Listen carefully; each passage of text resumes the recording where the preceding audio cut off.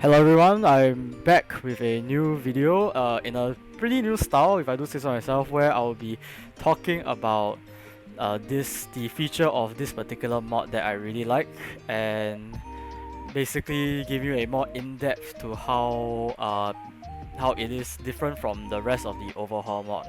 So with that being said, let's begin. Have you ever find Ark lacking something? Do you miss the fear you felt when you first played the game? The fear of the dark and what is lurking in them? Does the loss of a creature no longer affect you because you're a monster? Because you can just replace the level 22 Rex with a 151 you just found? Do you wish that Ark was less techy and more primitive? More dinosaur survival and less sci-fi survival? Well, look no further, I introduce to you Ark The Hunted, an overhaul mod that is unlike others, where instead of making the dino stats higher to give the illusion of a difficulty, it instead changes progression of the game, making it more real, so to speak.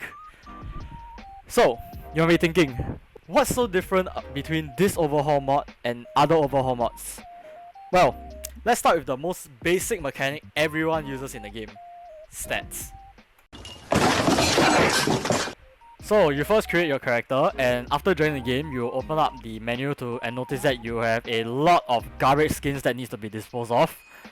So after disposing them, you realize that all your fuck my life, why can I not talk like a normal human being? Fuck me.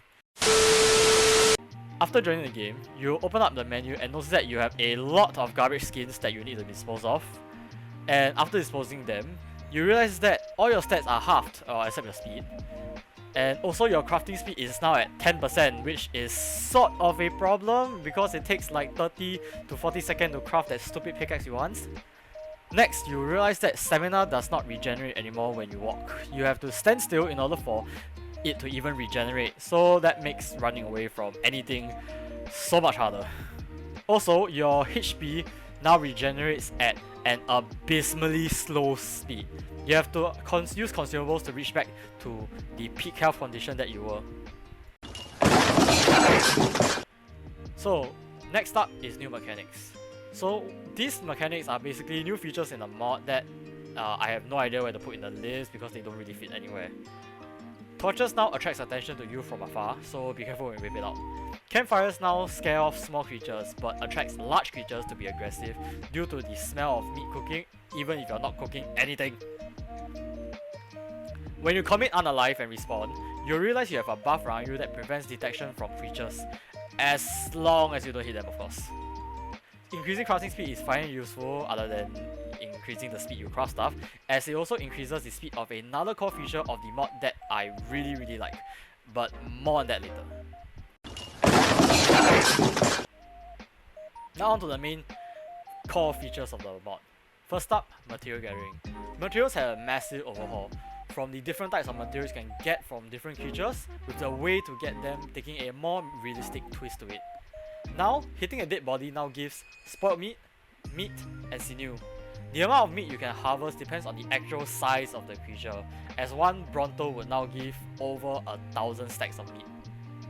But to get hide and other materials, you have to press and hold E to bring up the radio menu, and a mouse over the desired action, in this case is skinning the creature, and wait for the gauge to finish filling up before you press and obtain the height of the creature. And you better make sure no other carnivores are nearby before doing so, as it takes quite a long time to do any of this action in the radio menu.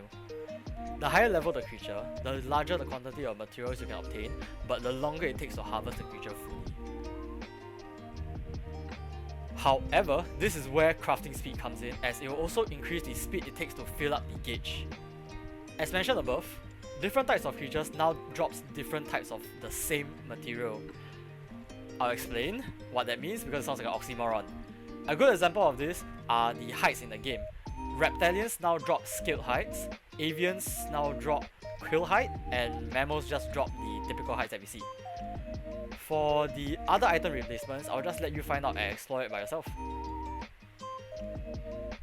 Additionally, this new harvest system allows for a better and honestly, frankly, more fun and also a high risk, high reward system. More on that later. Be wary harvesting materials though, as most materials now have a different weight to them, usually on the heavier side.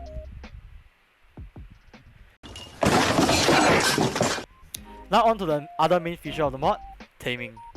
With this mod, you can no longer just aim for a high level tame, sleep it, and claim it as your own. You have to raise one yourself, which makes losing a tame just that bit more devastating to not only your progression in the game, but also your mental and emotional health. Emotional damage! To begin raising a dino, you have to either go steal an egg from a nest or passive tame the young of the dino, which is usually near the nest. Beware, however, as the parents are usually nearby and will immediately aggro on you when you are near the nest. Naturally, eggs are only obtainable from creatures that can drop an egg, while mammals have to be passive tamed. Common sense. So, to hatch an egg, you do not need 50 air conditioners anymore. Rather, you have to craft special nests to hatch the different tiers of egg. The description of the egg and nest will give you an idea on what nest to use on which egg. All creatures, when tamed, will start at level 1, making leveling them and then losing them just that much more painful to the mind, body, and obviously to the soul. However, this also means that you don't need to run around to find a decent mount or tames just to make your army anymore. Next up are saddle changes. So let's say you got lucky and was able to steal that Rex egg from under the parents' big scary noses. So you hatch the egg and grew it, and now you want to ride the Rex. You open your inventory to find the Rex saddle, only to be met with confusion as you can't find it anywhere. That's because the way to craft saddle now has been changed too. To create a saddle of any creature, you need a saddle crafting kit, which is unlocked at level 10. The saddles are split into 6 categories, which are similar to the kibbles, from simple to extraordinary. You have to craft the... Sorry, what?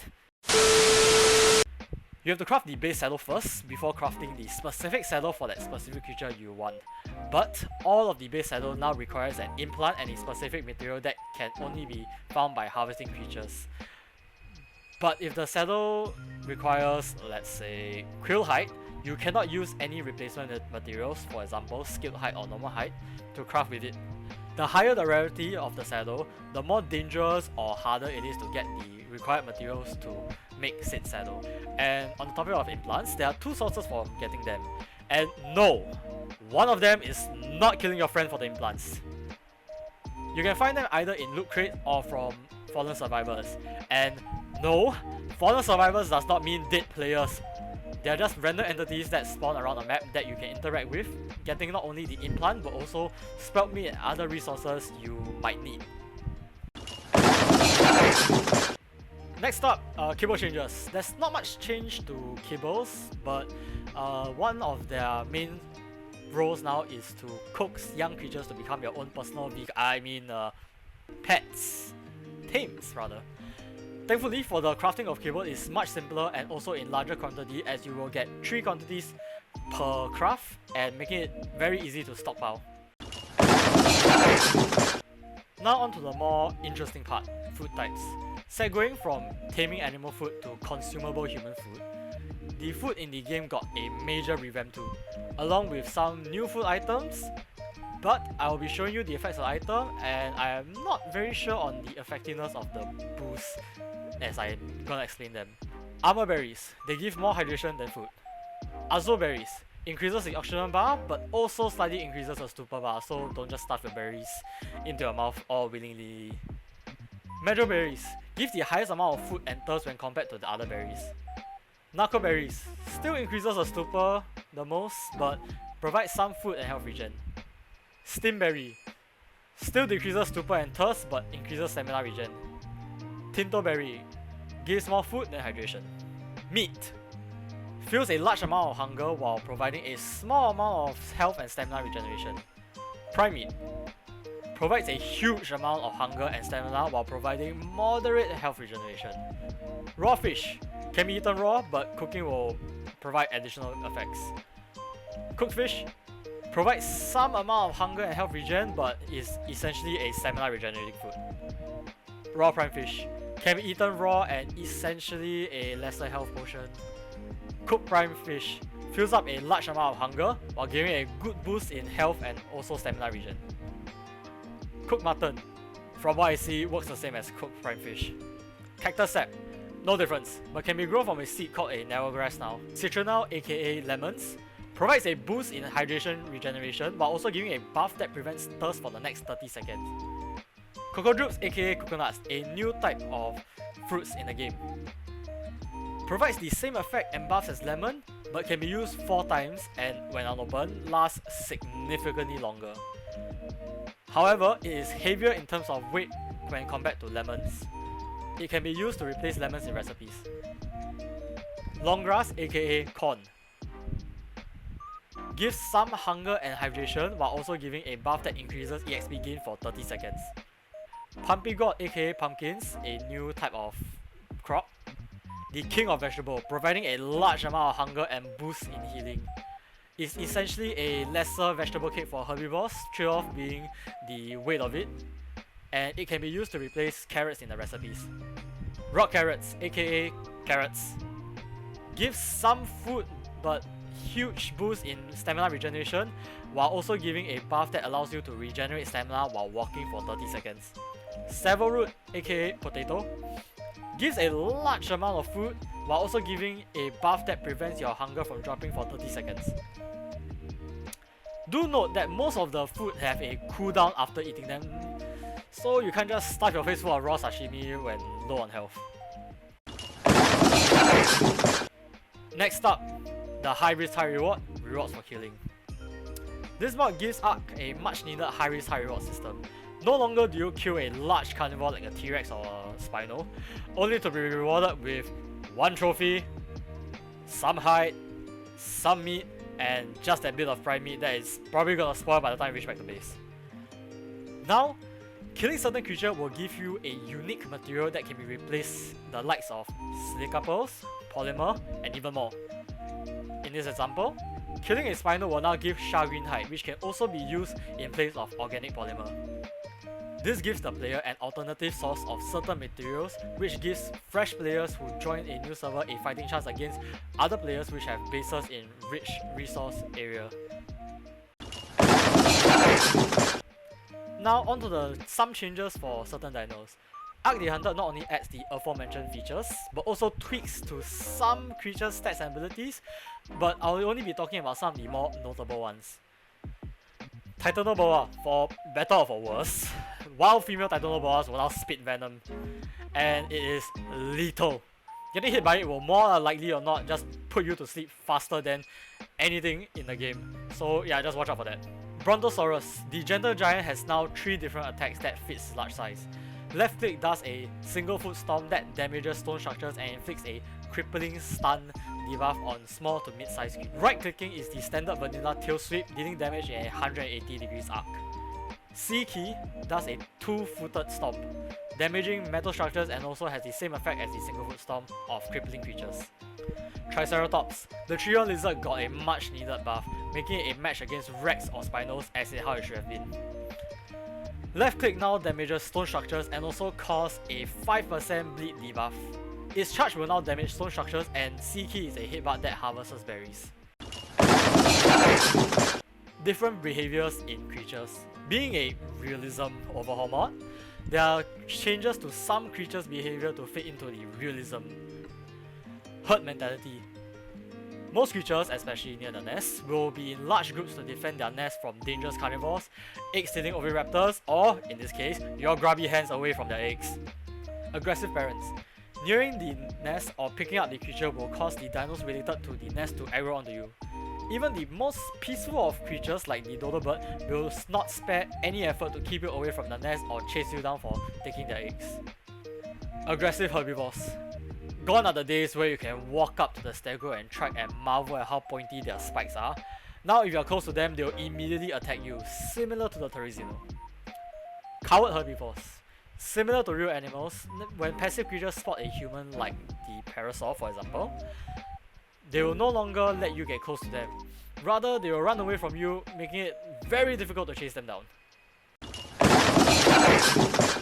Next up, items. This mod introduced quite a few new tools and items that will help the player through all the new difficult changes brought by the mods, making the progression of the game less likely to be impossible. There are also a few tweaks to the crafting of certain vanilla items, so I'll be going through those too. First up, arrows. Going to the more realistic side of things, arrows now require feathers to craft, which you can get from any creature that looks like they have feathers. Poison arrows. Not to be mistaken for narcotic arrows, these arrows will decrease the health and stamina of creatures shot by it. Explosive arrows. Shoot and make arrow go kaboom. Glass arrows. Want to bleed out your prey before fighting it head on? These bad boys will do the job. Each arrow will bleed a percentage of the creature's health, making it excellent for dinos with high HP. Items have mesh. Common items now have a model or mesh, which is definitely a quality of life change that is required in the vanilla game, but sadly not there. Bonfire. Having trouble due to that giga that just spawned randomly near your area? Use this bonfire. It will burn so fiercely that any creature will be scared away by it. We are not responsible if you get choked to death by the black smoke though, oil not included. Maggot bandages. As disgusting as it sounds, this is your early game health potion, so be sure to stockpile on it. Straw fodder. Gone are the days you take a stego to go harvest an absurd amount of berries to feed all your hungry herbivores. Now you can create these haystacks to feed them instead. Not to mention they are extremely cheap. Concentrated hemoglobin. Hemoglobin? Hemoglobin? How the fuck do you say that word? A safer way to regenerate oxygen while diving as compared to eating azo berries that will make you drowsy. Recommended compatible mods. The following mods are just completely optional, but I like to include them as they fit with the feeling this mod has. Cosmetic mods. Primitive supply crates. Changes the look of supply crates from beacons to actual crates. Medieval torches and braziers. Gives more primitive decoration choices to the game. Mods that enhances the primitive side of the game. HUD compass. Now you can't blame not knowing which direction you're facing and just admit you got no direction sense whatsoever. Primitive Survival Equipment Plus adds in plenty of items that enhances the feel of the primitive aspect of the game that the hunter is trying to portray. Mods that helps to make the game that bit easier. Accessories Plus adds many interesting structures that will assist the player in the long run. If you're interested to know more, check out my Accessories Plus video that I made. Mortal Wounds. Don't want to lose that Triceratops you just got? Mortal Wounds will put you on your creature in a down state and you need to use medicines to put them back on their feet. Medicines version 3. The mod's medicine not cutting out for you? Tired of trying to get your hands on a 100% imprinted creature? This mod will add plenty of solutions, literally, to all your problems. Dino machines. Too many random creatures that you hatch and now you have them lying around doing absolutely nothing. Put them to work by stuffing them into machines and see your resource rise. Do note that I didn't really test the compatibility of the mods, so I am not very sure if they do work well with each other or not.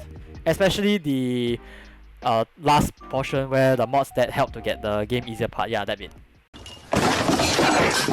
Now next is the problem with the mod. As much as I love this mod, there are some issues that I can't oversee. So I'll be sharing that with you guys. No endgame. Due to the nature of this mod, progression in the game is already very difficult. And mutating the creatures are harder since all of them are level 1, so fighting bosses are near impossible or just ungodly tedious. Updates of the mod. The last time the mod has been updated was 22 June 2021 as of this video, right after the TLC for the Stego and the Mammoth. This means that there are no nests or custom spawns for the newer creatures added into the game, like the Dinopithecus or the Amagasaurus. This also means that there hasn't been any new features as of date, which is sad as the roadmap provided by the creator included some really interesting features that was planned. Now, my final words on it. To be honest, despite it not being updated for like quite literally almost a year now, this mod is exactly what I wanted Ark to be. A prehistoric, primitive survival open world. Not any of those fancy tech and space stuff.